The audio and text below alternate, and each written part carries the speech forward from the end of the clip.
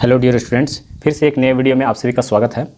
बच्चों, ये क्लास 6 का मैथ बुक है एनसीईआरटी का एक्सरसाइज 9.3। तो मैं यहाँ पे आप लोगों को न पेपर पे बना के दे रहा हूँ और न ही बोर्ड पे बना के दे रहा हूँ, क्योंकि इसको बनाना इजी है। इस बार ग्राफ को सिर्फ ऑब्जर्व करना है, इसको स्टडी करना है और इसका जो कुछ क्वेश्चन पूछा गया है उसको जवाब देना है। तो सिंपली मैं यहाँ पे ही इसको जवाब दे सकता हूँ, सिर्फ इस क्वेश्चन को समझना है। तो फर्स्ट में क्या कह रहा है, the bar graph given alongside shows the amount of wheat purchased by government during the year 1998 to 2002।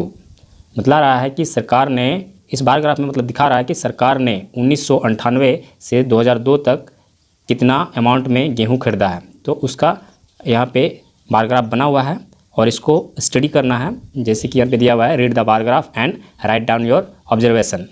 यहाँ पे इसको स्टडी करना है और यहाँ पे आपको जो ऑब्जर्वेशन मिलता है, जो अवलोकन मिलता है, उस अनुसार से इसका आंसर देना है। इन विच ईयर, किस साल में किस तरह की यहाँ पे घटना घटी, उससे संबंधित सवाल दिया गया है, उसका आंसर देना है। यहाँ पे फर्स्ट में दिया हुआ है द व्हीट प्रोडक्शन मैक्सिमम, किस साल में, इन विच ईयर्स। यहाँ पहले ही क्वेश्चन डाला गया है, किस साल में सबसे ज़्यादा उत्पादन हुआ, गेहूँ का सबसे ज़्यादा उत्पादन हुआ। तो यहाँ पर हम लोग देख के पता कर सकते हैं किस साल में सबसे ज़्यादा गेहूँ का उत्पादन हुआ। तो जिसका ग्राफ सबसे ज़्यादा बड़ा है उसी ईयर में सबसे ज़्यादा गेहूं का उत्पादन हुआ। तो ये ईयर कौन सा है, 2002। तो इसका आंसर हो जाएगा 2002।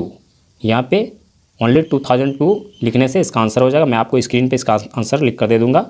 उसके बाद यहाँ पे बी नंबर में द व्हीट प्रोडक्शन मिनिमम। तो यहाँ पे पूछ रहा है कि in which year was the wheat production minimum, कौन से साल में गेहूँ का उत्पादन सबसे कम हुआ। तो जो ग्राफ यहाँ पे सबसे छोटा बना हुआ है उसी ईयर में सबसे कम प्रोडक्शन हुआ। तो ये है 1998, 1998 में सबसे कम गेहूं का उत्पादन हुआ है। यहाँ पे टन में दिया हुआ है इन 1000 टन्स व्हीट गेहूं का उत्पादन दिया हुआ है। तो यहाँ पे 15 टन्स बतला रहा है, 15,000 टन्स, 15,000 टन उत्पादन हुआ, जो कि सबसे कम है 1998 में। तो इसका आंसर हो जाएगा 1998। आपको स्क्रीन पे आंसर मैं दे दूंगा। नेक्स्ट क्वेश्चन पे चलते हैं। यहाँ पे दिया हुआ क्वेश्चन नंबर 2 और इसमें इसे भी स्टडी करना है। ये जो बार ग्राफ दिया हुआ है तो इसमें एक बार में स्क्रीन पे नहीं आ रहा है, इसको छोटा कर लेते हैं थोड़ा। ये हो गया, इसको स्टडी करते हैं। ऑब्जर्व दिस बार ग्राफ, मतलब इस बार ग्राफ को अवलोकन करने के लिए कह रहा है, ध्यानपूर्वक स्टडी करने के लिए कह रहा है। Which is showing the sale of shirts in a readymade shop from Monday to Saturday. यहाँ पे दिखा रहा है एक रेडीमेड दुकान में सोमवार से लेके मंडे टू सैटरडे, सोमवार से लेके शनिवार तक का शर्ट्स बिक्री को दिखा रहा है, शर्ट सेल को दिखा रहा है, कौन कौन से दिन में कितना बिका। जो कि 1 यूनिट लेंथ बराबर 5 शर्ट्स, मतलब यहाँ से यहाँ तक 5 शर्ट्स, एक यूनिट में 5 शर्ट का सेल दिखाई दे रहा है। यहाँ पे 6 डेज का दिया हुआ है, इसीलिए आप ए वीक नहीं कह सकते। इसको ध्यान रखना है कि इसका आंसर अगर आगे पूछता है तो उसमें आप ए वीक नहीं लिख सकते। नंबर ऑफ शर्ट सोल्ड, यहाँ पे कई बार स्टूडेंट्स ए वीक लिखते हैं लेकिन सही मायने में वो गलत हो जाएगा, क्योंकि एक वीक में 7 डेज होते हैं और यहाँ पे दिया हुआ है 6 डेज ओनली। तो इसीलिए इस बात का ध्यान रखना है। यहाँ पे क्या क्वेश्चन पूछा गया है, now answer the following questions. यहाँ पे आंसर अब देना है। What information does the above bar graph give. तो ऊपर जो बार ग्राफ दिया हुआ है वो क्या इन्फॉर्मेशन दिखा रहा है, क्या इन्फॉर्मेशन शो कर रहा है। तो यहाँ पे इन्फॉर्मेशन क्या शो कर रहा है, देख सकते हैं। यहाँ पे लिखा हुआ है द सेल ऑफ शर्ट्स। इन यहाँ पे कर सकते हैं या फ्रॉम कर सकते हैं, फ्रॉम मंडे टू सैटरडे। तो इसका सटीक आंसर क्या हो जाएगा, ये हो जाएगा the number of shirts sold from Monday to Saturday. तो यहाँ पे स्क्रीन पे मैं आपको दे दे रहा हूँ, ये आंसर हो जाएगा। उसके बाद बी नंबर में what is the scale chosen on the horizontal line presenting number of shirt. तो नंबर ऑफ शर्ट को दिखाने के लिए ये हॉरिजॉन्टल लाइन ये हो जाएगा, क्योंकि इस बार ग्राफ को घुमा कर बनाया गया है, तो इसीलिए हॉरिजॉन्टल लाइन ये हो जाएगा। और इसमें बतला रहा है कितना स्केल को यहाँ पे चूज किया गया है शर्ट्स के नंबर को दिखाने के लिए, शर्ट्स के नंबर को दिखाने के लिए कितना स्केल को चूज किया गया है। तो इसको हो गया, तो scale 1 unit equal to 5 shirts, 1 unit equal to 5 shirts इसका आंसर हो जाएगा। यहाँ पे दिया हुआ है 1 unit length equal to 5 shirts. तो यहाँ लेंथ नहीं निकला है, तो यहाँ पे आपको लेंथ नहीं लिखना है, यहाँ पे 1 यूनिट इक्वल टू 5 शर्ट्स इस तरह से लिखना है और इसका आंसर हो जाएगा। उसके बाद सी नंबर में on which day were the maximum number of shirts sold. How many shirts were sold on that day, किस दिन में किस दिन जो है सबसे ज़्यादा शर्ट्स बिका है और कितना ज़्यादा बिका है। तो यहाँ पे ग्राफ जो सबसे बड़ा होगा तो सबसे ज़्यादा शर्ट जो है सैटरडे को सबसे बड़ा ग्राफ है, और कितना ज़्यादा शर्ट बिका है तो इसके सीधे में हम लोग जाएंगे तो यहाँ पे हमको क्या मिल रहा है 60। तो इसका आंसर हो जाएगा क्वेश्चन नंबर सी का आंसर हो जाएगा Saturday and 60। Question number D में पूछ रहा है on which day were the minimum number of shirt sold, किस दिन सबसे कम शर्ट बिका। तो यहाँ पे ग्राफ को आप देखकर समझ सकते हैं।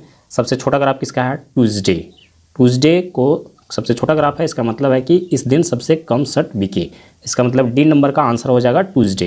How many shirts were sold on Thursday के दिन कितना शर्ट्स बिका। तो थर्सडे का यहाँ पे ग्राफ कितना बतला रहा है, यहाँ पे ये ग्राफ इतना बड़ा है और ये किसके सीधे जा रहा है, ये 35 के सीधे जा रहा है। इसका मतलब है कि थर्सडे के दिन जो है 35 शर्ट्स बिका। इसका आंसर हो जाएगा 35। तो यहाँ पे कंप्लीट हो गया। नेक्स्ट क्वेश्चन और लास्ट क्वेश्चन यहाँ पे दिया हुआ है question number 3। Observe bar graph which shows the marks obtain by Aziz in half yearly examination in different subjects. यहाँ पे बतला रहा है कि अजीज के द्वारा हाफ ईयरली एग्जामिनेशन में अलग अलग सब्जेक्ट्स में जो नंबर प्राप्त किए गए हैं उसका यहाँ पे एक बार ग्राफ दिया हुआ है। इसको ऑब्जर्व करना है, इसको अवलोकन करना है, स्टडी करना है और इससे संबंधित जो क्वेश्चन दिया हुआ है उसका आंसर देना है। Answer the given questions. First में दिया हुआ what information does the bar graph give. यहाँ पे ये बार ग्राफ किस चीज़ का इन्फॉर्मेशन, किस चीज़ की जानकारी दे रहा है। तो इसका आंसर हो जाएगा the marks obtain by Aziz in different subjects.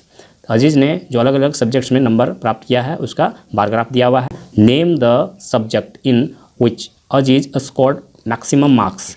अजीज के द्वारा सबसे अधिक नंबर प्राप्त किया गया है कौन से सब्जेक्ट में। तो इसका आंसर हो जाएगा जो ग्राफ सबसे बड़ा है, सबसे बड़ा ग्राफ ये है हिंदी। तो इसका आंसर हो जाएगा हिंदी, बी नंबर में हिंदी हो जाएगा। उसके बाद name the subject in which he has scored minimum marks. तो कौन से नंबर में अजीज ने सबसे कम मार्क्स प्राप्त किया है। तो ये ग्राफ जो है सोशल साइंस जो है सबसे छोटा ग्राफ है इसका। इसका मतलब है कि इसमें सबसे कम अंक प्राप्त किया है। ये इसका आंसर हो जाएगा सोशल साइंस, सी नंबर में। एक लास्ट क्वेश्चन इसका दिया हुआ है यहाँ पे, और ये क्या दिया हुआ है यहाँ पे है state the name of the subjects and marks obtain in each of them. तो सभी सब्जेक्ट का मार्क्स यहाँ पे लिखने के लिए कह रहा है। तो इसको जो है हम यहाँ से लिख सकते हैं, जैसे कि हिंदी का मार्क्स कितना है, हिंदी 80 मार्क्स हो जाएगा, इंग्लिश हो जाएगा 60 मार्क्स और मैथमेटिक्स हो जाएगा 70, साइंस हो जाएगा आपका 50 मार्क्स और सोशल साइंस हो जाएगा 40। इस तरह से हम लोग इसको कम्प्लीटली दिखा सकते हैं। सभी आंसर मैं आप लोगों को स्क्रीन पे देता गया हूँ और यहाँ पे ये एक्सरसाइज समाप्त हो गया है। इसमें ज़्यादा कुछ क्वेश्चन नहीं था, लेकिन इसके आगे वाला जो एक्सरसाइज है 9.4 उसमें थोड़ा सा मेहनत करना पड़ेगा, क्योंकि उसमें बार ग्राफ ड्रॉ करना है, उसमें बनाना है। तो अगर हमारा वीडियो आप लोग के लिए हेल्पफुल होता है तो आप हमारे वीडियो को लाइक कीजिए, हमारे चैनल को सब्सक्राइब करके रखिए, अपने दोस्तों के साथ शेयर कीजिए और नेक्स्ट एक्सरसाइज को सॉल्व करने के लिए हम लोग नेक्स्ट वीडियो पे चलेंगे।